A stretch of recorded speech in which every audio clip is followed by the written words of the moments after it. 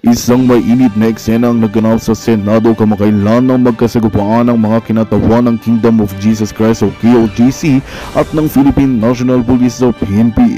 Sa pagdinig na dinaluhan ng dalawang kampo, umusbong ang matinding tensyon matapos isiwalat ang ilang kontrobersyal na impormasyon na umano'y sangkot ang ilang opisyal ng administrasyon ni Pangulong Kuting Jr.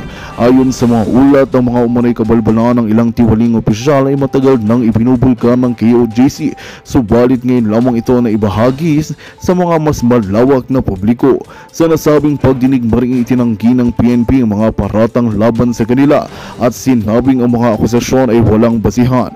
Ngunit hindi nagpapatalo ang KOJC at nagpakita ng mga dokumento at testigo upang patunayan ang kanilang mga pahayag. Ayon sa KOJC, may mga kasabwat sa loob ng administrasyon na patuloy na nagmamanipula sa sistema ng kanilang sariling interes dahil upang masira ang tiwala ng publiko sa mga pamahalaan.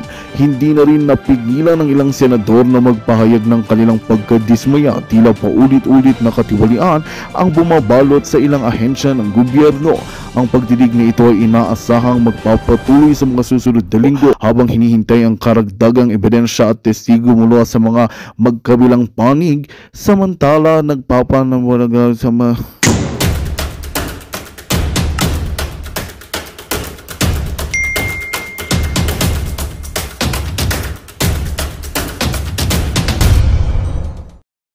of the first hearing 2 weeks ago, we shall be discussing the following matters today.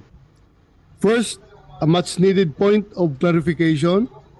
Why were there 15 PNP personnel who were relieved of their post after the conduct of the operation? PNP Chief Marbel has stated that the cause of the relief was not for abuses, but for their failure to arrest the wanted persons.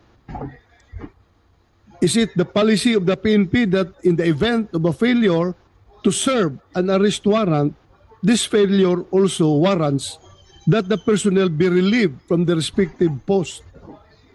The committee likewise wishes to listen to the relieved PNP personnel themselves.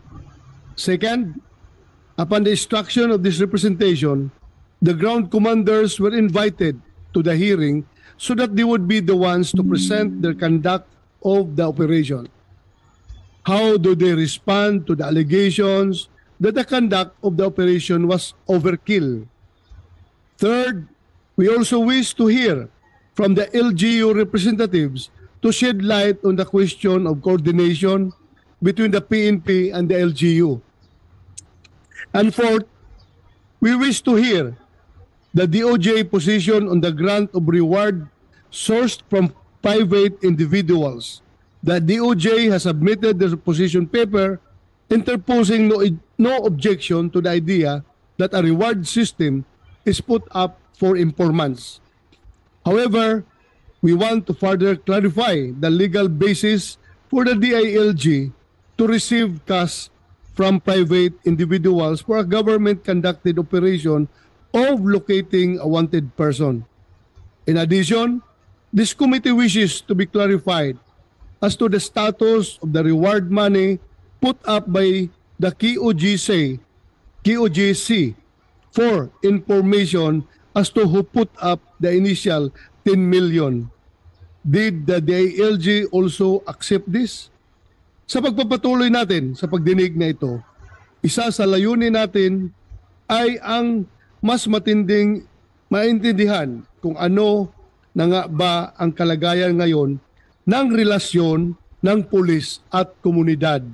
Hindi lamang sa Davao City at sa Kitbog, kundi sa buong Pilipinas. More to the point, we also wish to shed light on how such community police relations could or should be improved in full observance of the rule of law, not only in the service of the arrest warrants, but also in involving, not alienating the very community that our PNP has sworn to serve and protect. Thank you.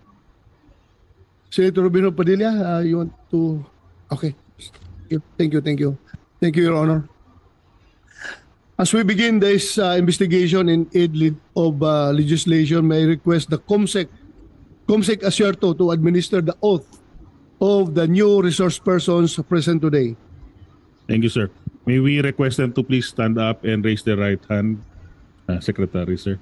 And the other, si Sir Marantan, I think tapos na po kayo last time. Yung mga tapos na po last, yung bagong ano lang po. Could you please raise your right hand? Do you swear to tell the truth, the whole truth, and nothing but the truth in this investigation and hearing? Thank you very much. Please take your seats. Thank you, COMSEC. First, you would like to hear from the good Secretary of DILG to clarify about this reward money leading to for the information leading to the arrest of Pastor Kibuloy. You have the floor, sir. Maraming salamat po, Senator Ronald De La Rosa, ang ating chairperson, kay Senator Robin Padilla, sa lahat po na nandirito po ngayon. Mr. Chair, with your indulgence, can I make an opening statement? Yes, sir. Yes, go ahead, Secretary. Ikaklaro ko lang ho para sa lahat at Ayan na, si unawaan Abalos, po ayan natin na. ang issue po rito. Yung pong reward na sinasabi, ito po ay inaalok, no? Hindi po ako nagsolicit nito. Never po ako nagsolicit. Never ko po nahawakan ng pera. Gusto lang nilang tumulong. At sila po ay nag-aalok ng pera sa mga magbibigay ng paraan upang mahuli si Pastor Kibuloy. Hanggang ngayon po, wala pa hong nabibigay ni singkong pera sa mga nahuli, maski na kay Canada. Tatanungin niyo po kung bakit. Siguro po natakot dahil nag-offer ng 20 million reward ang KOJC, no?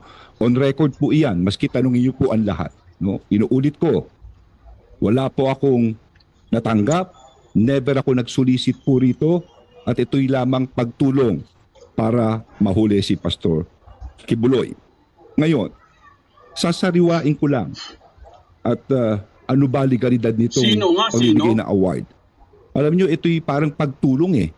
In fact, may nakita kong isang clip na kung saan ang mismong, hindi ko po alam kung siya ay abogado ng Kingdom of Jesus Christ, no? Nakikita kong kasama po niya, na siya mismo nagsasabi ay ito'y legal dahil ginawa niya po. Baka pwedeng i-play ko po yung tape ni Attorney Topacio. Paki-play lang. Sino nga eh? Paikot-ikot naman to si Abaloslos. Tinatanong nga sino? Pagkatulong sa magulang, ang subject of the warrant.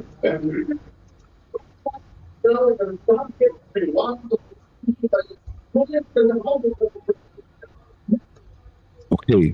So, iyan po ay isang insidente na kung saan mismo ang isang abogado na nakikita kong kasama ng Kingdom of Jesus Christ, siya mismo ang nagbibigay ng reward, no? Mismo sa gobyerno. Ha? Mismo sa gobyerno. Siya po mismo yan. Ngayon, ayon nga sa batas, ito'y klinaro ko na po. Ang tanong dito sa mga nakikinig natin, kasi narinig ko yung mga nag-aano kanina tungkol sa pulis eh. Sana naman sa mga kababayan natin, let us place the things in its proper narrative. Ilagay natin sa tama. Ano yung tama? Kami po ay ginagawa na namin ang trabaho namin. DILG po ako, sinusupervise ko po ang kapulisan. Ang pulis po, nananahimik yan. Pero kailangan gawin nila ang trabaho nila, ang mag-serve ng warrant of arrest. Ano ba sinaserve nila rito? 3 bagay po. Number 1, ito po ay galing mismo sa Davao Court, Branch 12 at sa Pasig RTC Branch 159. Sa mga nakikinig po, kung ikaw ay magkakaso, kunyari kaming dalawa ni Attorney Bascuna, Abalos versus Bascuna. Maghihiring kami sa piskalya. At kung matalo si Bascuna, ang kalaban niya na ay ang people of the Philippines. Ang kalaban niya na ang mamamayan ng Pilipinas. Yun na po ang nangyari rito. Sa RTC, tapos na po ito, umantong na sa people of the Philippines versus Pastor Kibuloy at nag-issue ng warrant of arrest for child abuse, no? Ito ay ang sexual na ito ay pag-aabuso sa mga bata, no, ng criminal case number RDO 24-01439 ng Davao branch. And another warrant for sexual abuse, no?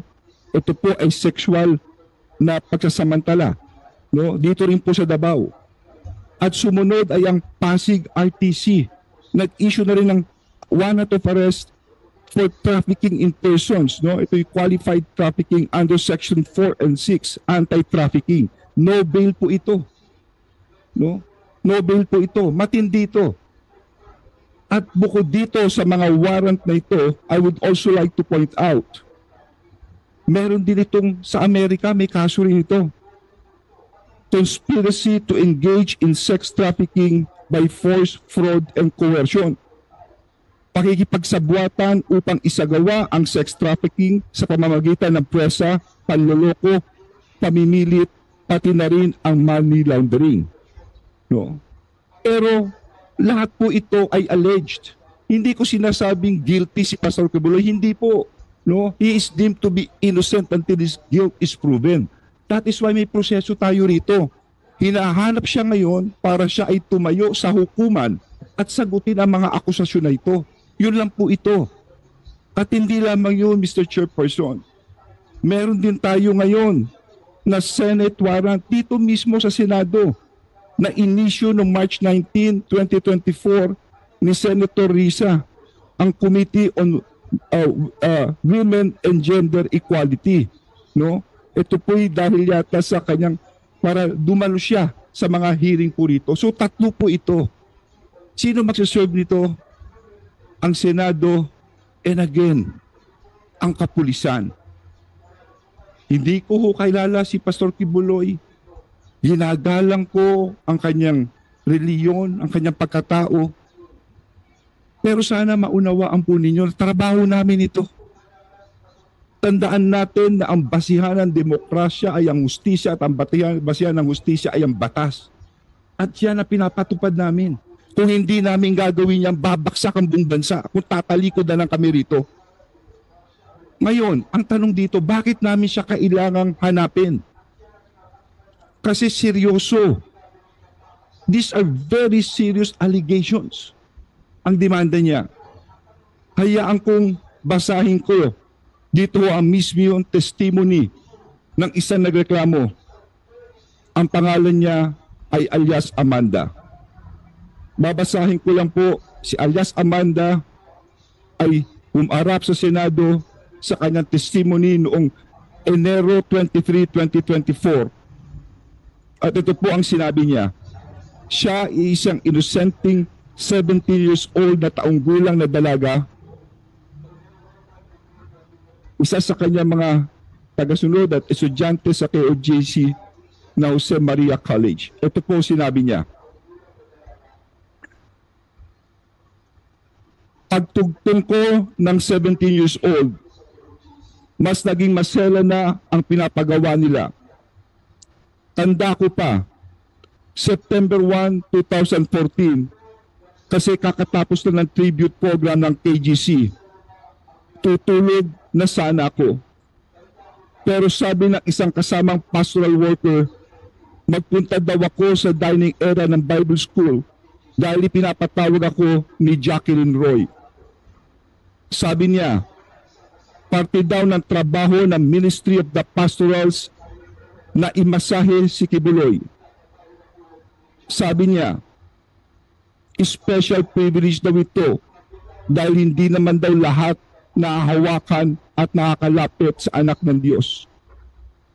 Sabi niya, huwag ko daw pagdudahan ng anuman na mangyayari sa loob ng kwarto kasama si Kibuloy, basta ibigay ko lang daw ang sarili ko. Bago ako maligo, pumunta si Jacqueline Roy sa kwarto at binigyan ako ng lotion na pabango ng Bath and Body Works brand, ang specific Center Enchanted na paborito daw ni Kibuloy. Pagkatapos kong maligo at mag-blow dry, pumunta ako sa kwarto ni Kibuloy sa Bible School building. Pagkatok ko sa pangalawang pinto, pinagbuksan ako ni Jacqueline Roy. Inakay niya ako sa may kama ni Kibuloy. Pagkaalis ni Jacqueline, sinimulan ko na ang pagmamasahe. Gising na si Kibuloy nito.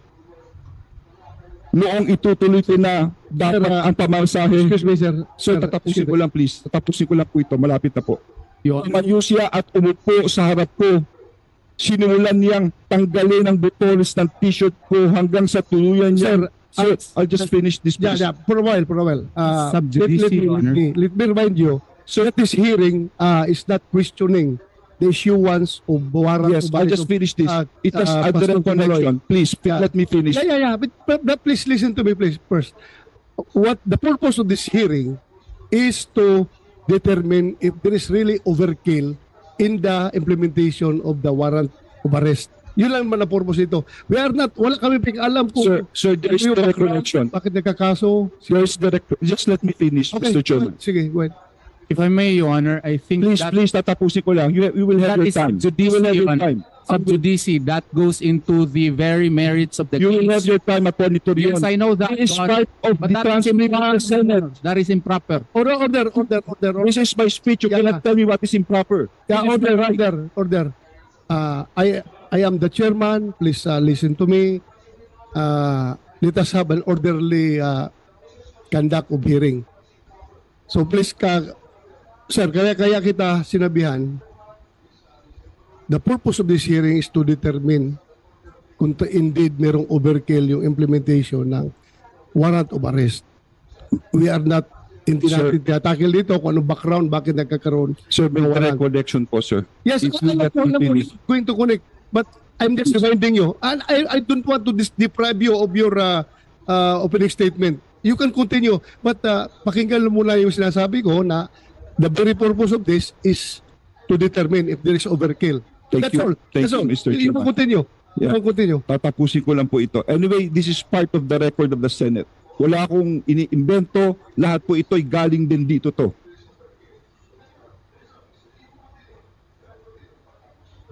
Noong itutuloy na kung dapat ang pagmamasahe, tumayo siya at umupo sa harap ko. Sinimulan niyang tanggalin ang butones ng t-shirt ko hanggang natuluyan niyang tinanggal ang buong t-shirt ko. Noong nakahiga na ako, pumaibabaw sa akin si Kibuloy. Gusto kong sumigaw ng tulong at tanungin kung ano ang ginagawa niya. Pero naalala ko na bawal akong mag-question. Nanginginig na ang katawang ko sa takot at nakatitig lang ako sa kisame. Pinipigilan ko na ang mga luha ko dahil sobra akong nagulat at walang magawa. Pagkatapos ay tuluyan na akong pinagsamantalahan ni Apollo Kibuloy. Noong siya ay natapos na, pumunta ako sa CR. Tulala pa rin ako. Nakatitig lang sa kisame. At dito nagsimula akong umiyak. Point of order, Your Honor. Nais ko lang bigyang diin na minor pa ako noong nangyari ang mga ito. Bakit ko sinasabi ito? Pakinggan natin ang akusasyon. Kung hindi totoo ito, okay, may karapatan siya sabihin niya hindi totoo. Pero kung totoo ito, dapat lamang siyang managot sa batas. At dapat lamang gawin namin ang katungkulan namin. Alam kong binababoy ako, okay lang yun. Pero huwag babuyin ang bata nito. Yun lang po, Mr. Chair. For the record, the chair would like to express that yung lahat na sinabi ni Secretary Abalos were taken up in the previous hearing of the other committee. So that was already recorded in the Senate. So, tapos ka na, sir? Okay na, sir? Hindi pa ho eh. Ha? May sasabihin niya ata si ayaw niya akong patapusin eh. Your Honor, the point of order being that I think Secretary Abalos is a lawyer. that is actually sub judice, Your Honor. It is precisely the subject now of court trial before RTC Quezon City as well as RTC Pasig City. To quote directly from the declarations of an alleged complainant, Your Honor, would be delving into the merits of the case, which is no longer the issue in this case, because the issue in this case is whether or not there was excessive force in the implementation of the warrant of arrest. We are not into looking as to whether or not the allegations of one alias Amanda was true or not. That is subject within the jurisdiction of the court, because those cases have already been discussed and dismissed by the City Prosecution's Office of Davao City, and that has been pending before the Department of Justice for 4 years. Well, it was resolved, and our motion for reconsideration now, Your Honor, is still pending before the DOJ, even if warrants of arrest have already been issued against my client. So it would be unfair, Your Honor, to quote direct from the allegations in the affidavits, because that is sub judice, Your Honor. And Attorney Avalos knows that. Mr. Chairman, please. Sana nakikinig. Secretary Avalos. The chair rules that this committee is focused on investigating the subject at hand, which is the alleged overkill in the implementation of the warrant of arrest. So please, if I am asking Secretary Avalos, if those issues that you are pointing is not connected to the investigation, please refrain from doing so. Mr. Chair? Yes, go ahead. Okay. I'm sorry for my voice. Okay. Sana nakikinig lang, Mr. Chair, si Atty. Torion sa sinabi ko. Hindi ko sinasabing guilty ang kanyang kliyente. Klaro naman ang sinabi ko, he is deemed to be innocent until his guilt is proven. At ito po'y nasa korte ngayon. Kaya nga sinabi ko, mas mabuti sumuko na siya, magpakita na siya, at siya rin nagsasabi, nasa hearing ito para maklaro lahat. Because these are very serious allegations. And it's already people of the Philippines may warrant, hindi ba, Atty. Torion? May warrant. Oh, Sir, may warrant. Please, order. Please, walang personal na confrontation dito. Please address all your statements to the chairman. Lahat ng sabihin ninyo, i-address nyo sa chairman and not to each other. if I may, Your Honor.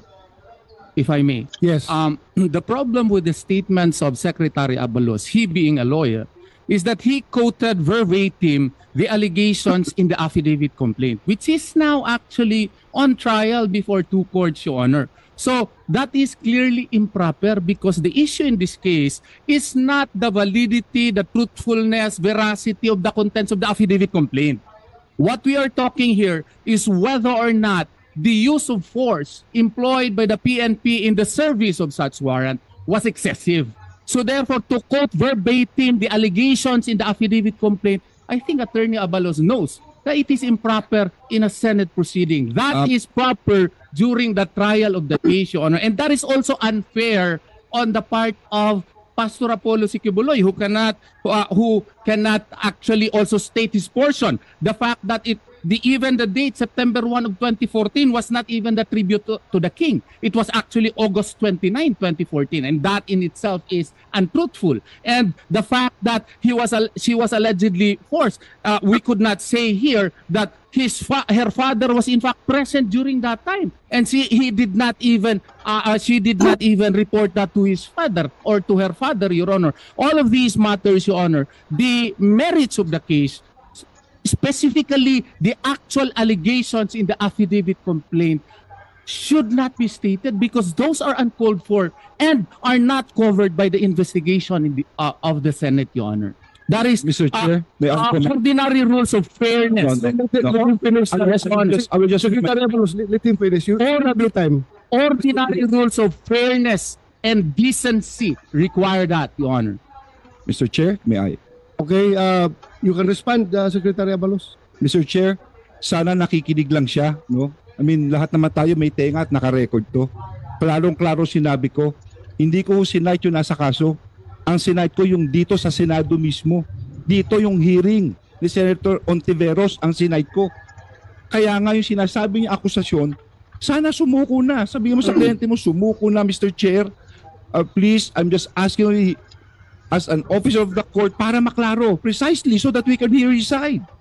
With due respect, Before you respond, Attorney Torion, I would like to say na yung sinasabi ninyo is you may claim it as relevant to the issue at hand, but it is not germane to the investigation that we are conducting right now.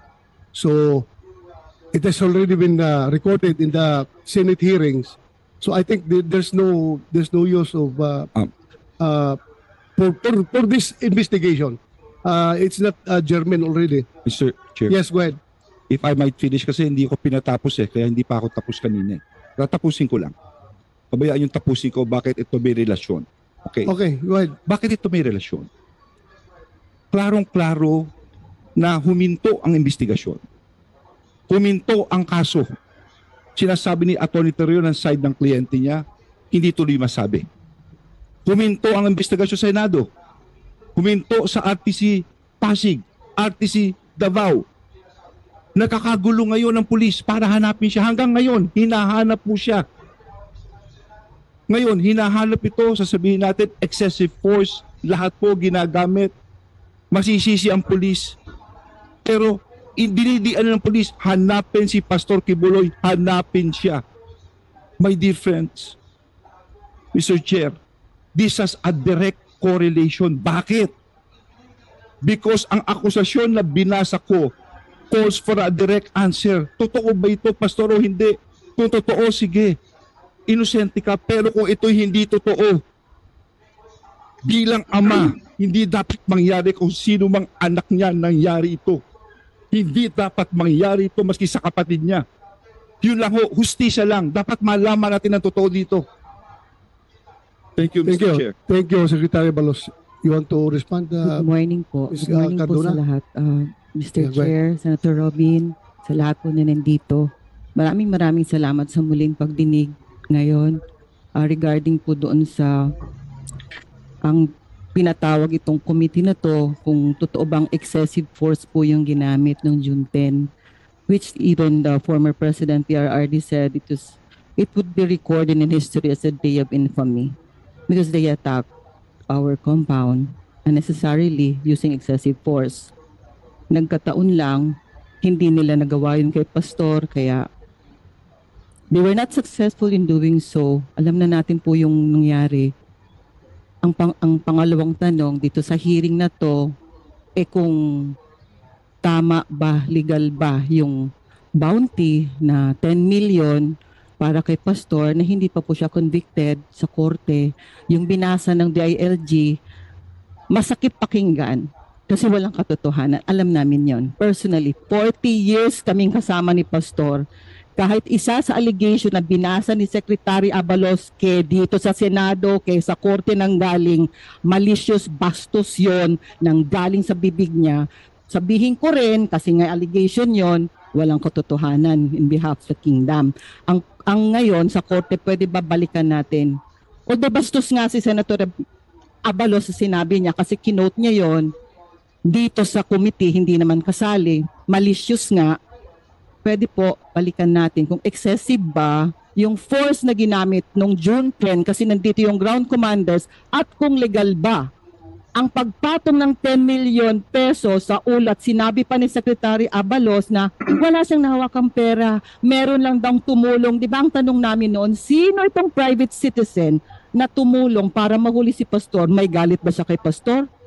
Meron ba siyang, gusto ba niyang kunin si Pastor at patayin si Pastor? Kasi when you the bounty of 10 million pesos sa ulo ng isang tao na hindi convicted na kahit anumang korte dito sa pamahalaan o dito sa ating bansa, yun nga, mas masahol pa siya sa pinakamasahol na terorista at killer dito sa bansa.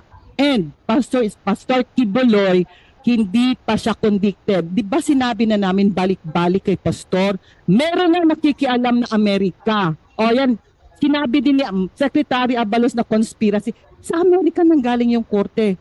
yung kaso dinala dito sa Pilipinas. Kaya lang naman ang sabi lang talaga ni Pastor, haharapin niya ito. Haharapin niya kahit sa ang korte. Haharapin ni Pastor. Gusto ni Pastor Kibuloy, harapin itong kasong to para matapos ng kasinungalingan. Alam, kilala namin si Amanda, nakakahiyaman, babae siya, pinotratahan namin siya para hindi siya mapahiya sa mga allegations niya. Pero ganito kabastos itong dito sa Senado, tapos gaganon nila aming pastor. Please, Take it sitting down. Tone down your So, voice. sir, Tone down your voice. kasi ganun din si Apalos. So sir, ha, Mr. Chair. balikan natin yung excessive ba, nandito yung ground commanders. Gusto lang po namin matapos yun. Before I recognize Secretary Abalos, DOJ, can you respond? He's putting a 10 million bounty on the head of Pastor Kibuloy, legal. Yan ang tanong natin. Thank you, Mr. Chair. Go ahead. First of all, let's just make a distinction between the term bounty and the term reward. Okay, reward. This is a reward, not a bounty. A bounty is for people who should be arrested because they are convicts of a crime or they have outstanding warrants of arrest. This reward covers many things, not just the arrest, but information on the whereabouts of the various accused, no? Kasama na din po doon si Pastor Kibuloy. Naghain po kami ng opinion sa committee na to. At doon sa opinion, sinabi naman namin doon na legal. Legal ang pag-alok ng pabuya o ng reward sa mga individual na makakabigay ng impormasyon upang maaresto na makakatungo sa aresto ng isang tao. Bakit po ito legal? Unang-una, kasama ito sa trabaho namin sa justice sector. Dapat namin ipatupad ang mga criminal laws natin at hindi ito mapapatupad kung ang mga akusado ay hindi matatagpuan. Bukod doon, maliwanag naman sa ating sistema na hindi bawal. Hindi bawal ang pabuya para mahanap ang isang akusado at madala sa husgado ang isang akusado. Kumbaga, marami pang ang batas na malinaw doon na maaring magbigay ng pabuya sa mga tao na nagbibigay ng impormasyon. Kasama dito ang National Internal Revenue Code, ang Customs Modernization Act, ang Comprehensive Dangerous Drugs Act. At di namin na-cite sa aming opinion, kasama din ang Anti-Terror Act dito. So kumbaga, hindi lang bawal magbigay ng pabuya. May mga batas talaga tayo na nagsasabi na maaari magbigay ng pabuya. Okay, next question. Kung ang pabuya, how about the source of the reward? Legal ba na manggagaling sa mga private individuals or it should come from government funds? Wala namang distinction sa mga batas natin sa source, no? Sa source ng pera na magagamit bilang pabuya. At kumbaga ang mga pribadong mamamayan, may role din sila sa ating justice sector. Kumbaga may 5 pillars of the justice sector, no? Kasama dito ang law enforcers, ang prosecution, ang korte, ang mga kulungan, at kasama din ang komunidad. At nasa interest din ng ating mga mamamayan na maipatupad ang ating mga criminal laws. So para sa amin sa Department of Justice, wala pong masama kung magaling sa mga pribadong individual ang salapi na gagamitin para sa pabuya. Go ahead, Senator Robinson Padilla. Maraming salamat po, Chairman. Magandang umaga po sa inyong lahat. Deny, ang dami namang denial. Assalamualaikum. Opo, meron na po akong tanong kay Yusek na Nicolas Felix T. Sir. Opo, sir, may ano lang po ako. Kasi sabi nyo, ang sinasabi ng batas, maganda po yon. Ang sinasabi ng batas ay pwede ang private individual. May tanong lang po ako, hindi po ba maabuso ito? Kasi halimbawa, meron kang kaaway, gusto ka lang masabit, yung kaaway mo, ginawa lahat to, mapera, tapos magbibigay siya ng, kailangan po ba linangin namin yung batas at siguraduhin ba? Ano po bang inyong maisasuggest? Sige, salamat po, Senador. Ang pabuya naman, nakasalalay yun sa criminal na complete, no, sa criminal na action. At hindi naman natin basta-basta mabibigyan ng pabuya ang isang tao kung wala namang warrant of arrest, kung wala namang kaso na hinaharap ang mga subject ng pabuya. Opo, na sumasang-ayon po ako doon. Ang punto ko po, Yusek, ay halimbawa, nag-away po kami ni Senator Bato. isang araw, hindi natin alam, pinakasuhan ako. Dahil siya ay nasa kapangyarihan, ako ay wala sa kapangyarihan, gumawa siya ng paraan. Ngayon, hindi ko alam na may kinausap din siya. Sinabi niya doon sa kausap mo, pare, ikaw ang ng pera dyan, ng reward. So meron na siyang sariling motibo po, di ba po? Hindi po pwede. Ako po yung nagsasuggest para kami po yung makagawa ng batas. Ha? Hindi ko po kayo tinuturuan. Kayo po ay resource speaker. Kayo po ang magbibigay sa amin ng idea bilang kayo tiga DOJ. Sa tingin niyo po ba dun sa batas may kulang na kailangan ilagay natin dun sa batas na una ay kilala natin kung sino tong nagbibigay ng pabuya na ito ay walang pansariling interes na mapahamak yung tao. Yun lang po ang ibig ko pong sabihin. Maaari po natin tingnan yan, no? Siguro mas maganda i-consultahin natin yung mga privacy experts natin. Kasi nga yung identity ng donor, maaaring consider to na confidential information. At siguro kung mamumungkahi ko po, mag-imbita po tayo ng resource person mula sa National Privacy Commission upang mabigyang linaw to. Opo, napakaganda po niyan. Siguro maganda din kung sino po yung inireklamo. Dapat siguro, para po sa akin, alam niyo po kasi ang batas dapat sa konstitusyon ang linaw na ang isang tao na pinagbibintangan dapat ibigay natin ng full force na siya din naman ay mabigyan ng due process. So malinaw po yun, sir. Alam niyo naman po yun. Yun lamang po, parang sa akin lang, meron lang baka magamit. Ang batas po, ginagawa na po natin yan. Di ba po, naglilinang tayo ng mga batas para proteksyonan lahat. Kaya maganda po yung suggestion ninyo. Recorded naman po yun, Chairman. Makapag-usap po tayo kung paano natin liliwanagin yan sa batas para ang lahat ng katapatan ng Pilipino ay napapangalagaan. Maraming salamat po, Yusek. Kaya pulapan ko lang yung sinabi ni Senator Romeo Padilla. Para sa iyo, Yusek T. Yung bawa, yung nga, sabi niya, ako magkakawaran of arrest. Or ikaw, magkakawaran of arrest ka. Tapos ngayon, kasi ang nakalaban mo, may nasagasaan ka na malaking tao. Ngayon, malaking tao yung mayaman. May pera. May kapangyarihan. Mag-offer siya ngayon ng reward para mahuli. Magandang balita ang hatid namin sa inyo ngayong araw. Sa pagtatapos ng aming balitaan, nagbigay kami ng mga mahalagang impormasyon. Maraming salamat sa pagtutok at pagsuporta sa aming programa. Huwag kalimutang manatili sa mga susunod na araw para sa mga bagong balita at mga kwento na dapat nating abangan. Mula sa Boses ng Masa, magandang araw, Pilipinas!